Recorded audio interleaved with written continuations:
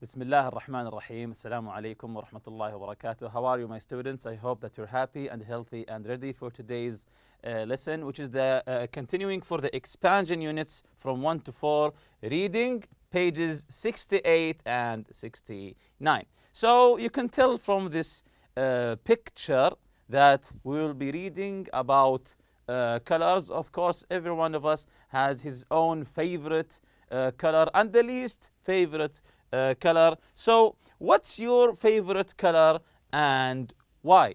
What's your favorite color and why? For example, my favorite color is maybe either black or white because it goes with everything that I try to wear. If I wear a black shirt, it goes with every other color for the pants that I wear, and also same with the white. So what's your favorite color? Try to think about this, then try to answer the question why. Why is this your favorite color? If you choose either red, green or blue, orange, etc. So try to think, why is this color your favorite color? So what color is the room you are in now? How does the color make you feel? So you're sitting in your room now. Look at the walls, look at the furniture. What color is the room you are in? What color are the walls, are the furniture, the carpet? And how does this color make you feel? How does this color make you feel? When you look at this color, there's a feeling inside you. How do you feel about this color? The second question, have you ever painted a room? If so, what color did you choose and why? Have you ever painted your room? And if so, what color did you choose and why? Or if you are planning to paint your room, which color would you choose and why is that? For me, I prefer bright colors for my room to make the room brighter, either the bright blue or maybe bright green, just to make the room much more brighter than the usual. So try to think of the color that you want to paint your room with. So the psychology of color. This is the title of the article we're going to read just about now. The psychology of color. Of course, there is a whole science about colors and how do people react to colors. So there's a whole psychology about colors. So, for example, the question that I just asked you, which color would you paint your room with? There are specialists that choose for you because they are specialists, as I said, to choose the perfect color for you. So it's not an easy matter. The psychology of color. This is the article we're going to listen now. Let's listen to it together. I want you to imagine yourself in a room painted a light blue color. Now, imagine yourself in a vibrant red room. Do you think you would feel differently in each of these rooms? If you are like most people, you would feel calmer in the blue room and more energized in the red room. Why is this? Psychological studies have found that different colors can have different effects on mood and behavior. People have a tendency to associate colors with where these colors appear in nature. So, for example, without realizing it, we associate soft shades of blue with the sky and sea. These associations make blue a calming color for most people. Asuka Obata runs a spa in Kyoto, Japan. All the walls of the salon are blue. Obata says, it is essential that we create a sense of peace and tranquility. The color blue helps us achieve this. Red, however, is associated with fire and blood. So red is also associated with danger and vitality. The color red has even been shown to raise blood pressure. Adrian Vilas of Córdoba, Argentina, painted his office red. He says, I like being surrounded by a color that gives me energy and inspiration. On the other hand, have you ever wondered why traffic lights and stop signs utilize the color red? To warn of danger, of course. So here he says, I want you to imagine yourself in a room painted in a light blue color. Now imagine yourself in a vibrant red room. So when you're sitting in a blue room, a bright blue room or a red room, of course you will feel differently. The mood will change. If you are like most people, you would feel, here he says, calmer in the blue room and more energized in the red room, because the blue color makes you much calmer, unlike the red color, which gives you more energy. Why is this? Psychological studies have found that different colors can have different effects on mood. So colors actually can affect your mood. For example, here he says people have the tendency to associate colors with where these colors appear in nature. Of course, we associate colors to nature. When you think the word nature, immediately you think of the color blue or green. Blue or green, blue as in the sky, green as in the trees. So when I say the word nature, immediately you think of the color green. So for example, without realizing it, we associate soft shades of blue with sky and the sea. So we associate blue with the skies and also the sea.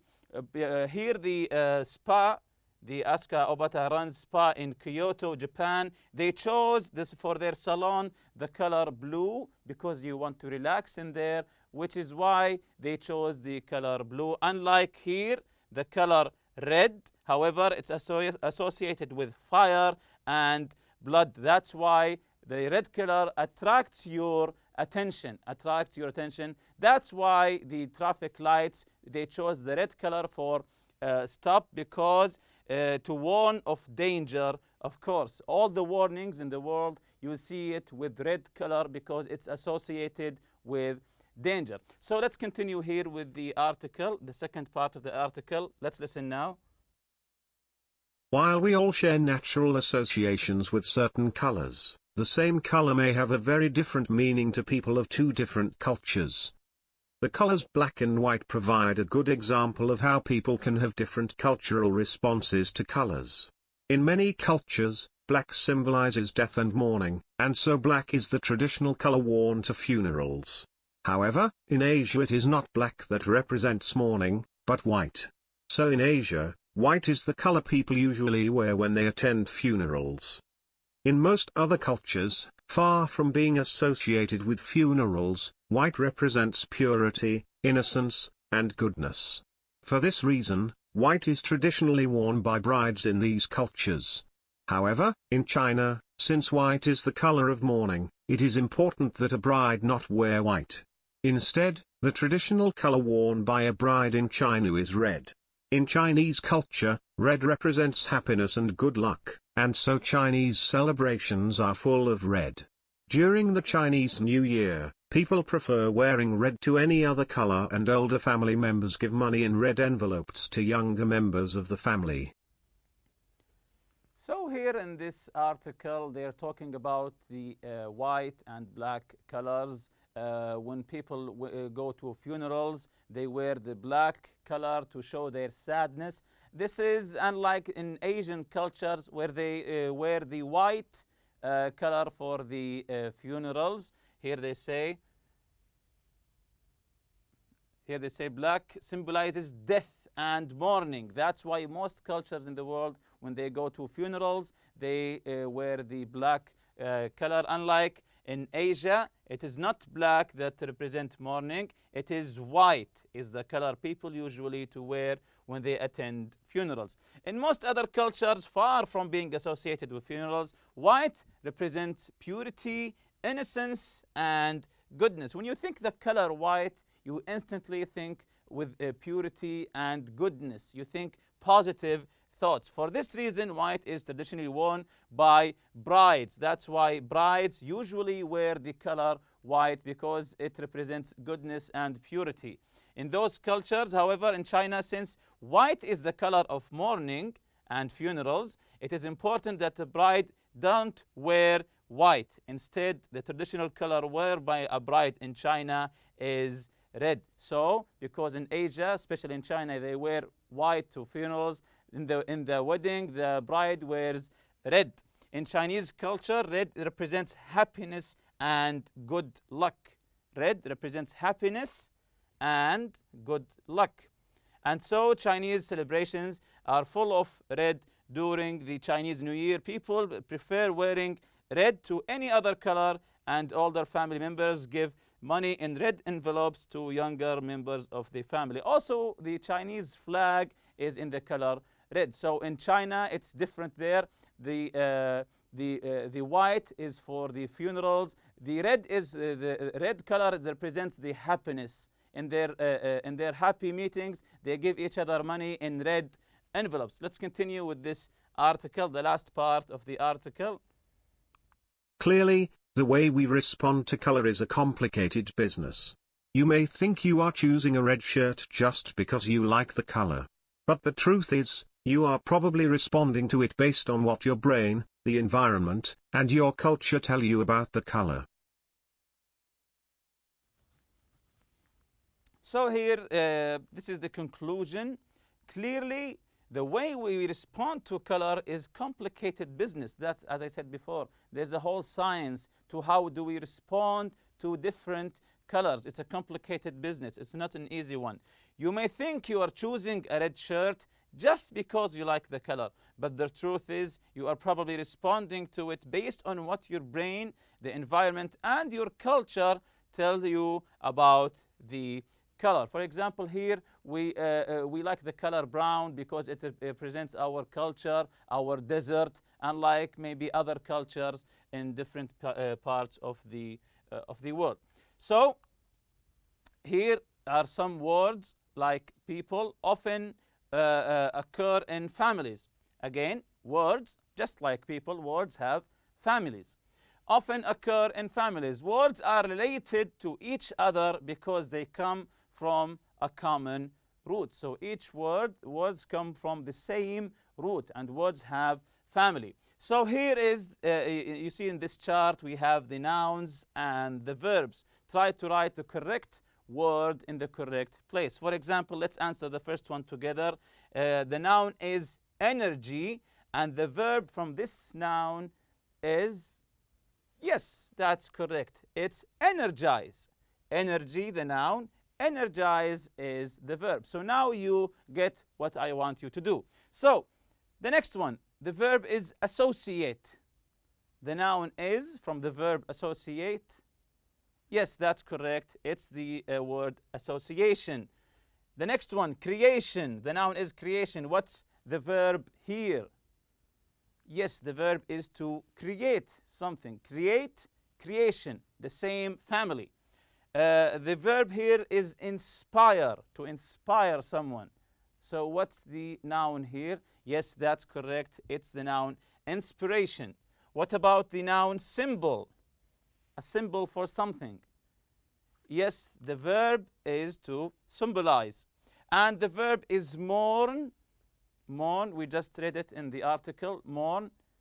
Yes, that's correct. The noun is mourning. And the verb, next verb is to celebrate something.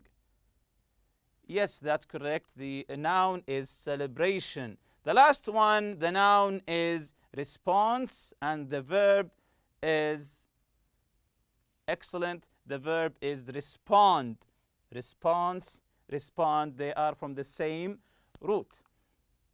So continuing to the after reading exercise here, complete the sentences with one of these words. We have the word vibrant, tendency, associate, tranquility, mourning, and represents. Again, vibrant, tendency, associate, tranquility, mourning, and represents. As we see here, we have six. We have 6 sentences, each one with a gap. We have to put the correct word in. But first, let's read together where these words come from. Vibrant, from the first paragraph.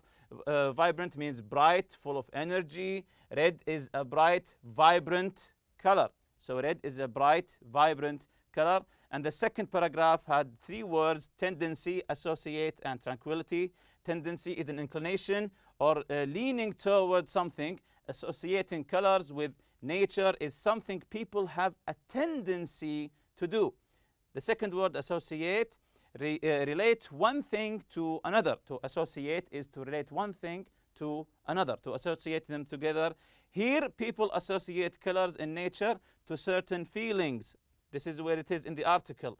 The third word, tranquility, it means calmness, peacefulness. Tranquility is a feeling that is associated with blue. And you have the last two words in the fifth paragraph, the word mourning. Of course, mourning is the feeling of sadness when someone has died. Black represents mourning in most cultures, of course. Represents mean is a symbol of or stands for something. Represents is a symbol of or stands for something. Here, black represents death. So these are the meanings of the words and where they came from in the article. So the first one, the dove, peace to many people. The dove, peace to many people. Yes, the dove represents peace to many people. It's a symbol for peace. She was in after her friend died. After her friend died, yes, that's correct. She was in mourning after her friend died.